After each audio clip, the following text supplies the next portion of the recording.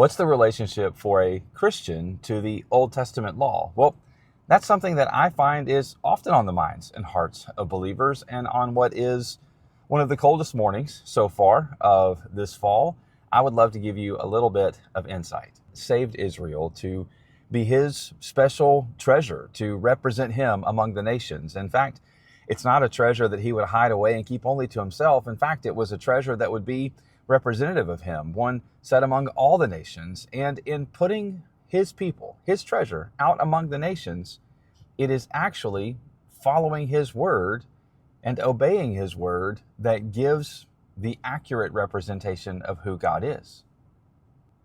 So back in the 1990s, when I was a high school student, I remember the WWJD bracelets and assortment of things that you could buy in Christian stores because it represented what would Jesus do. And when you think about the Christian's relationship to the law, what we should do is say, what would Jesus do?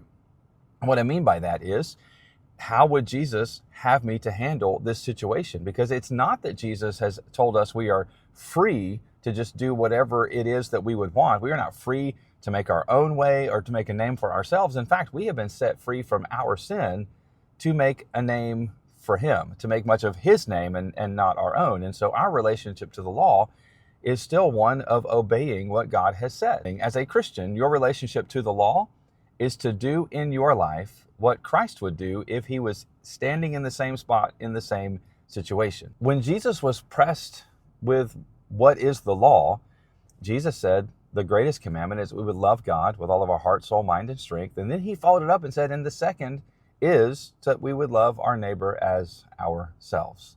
And this is the commandment that then the New Testament anchors itself on. One, because if we love God with all of our heart, soul, mind, and strength, then the fruit of being loved by God and loving God is going to bear itself out in our love for our neighbors.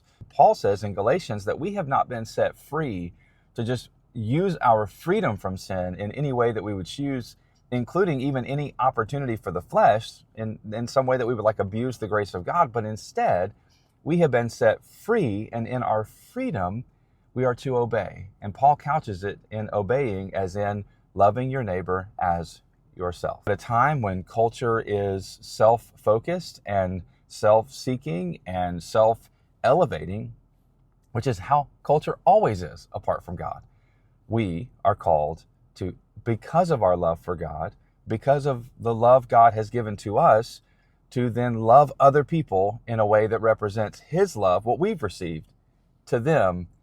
And I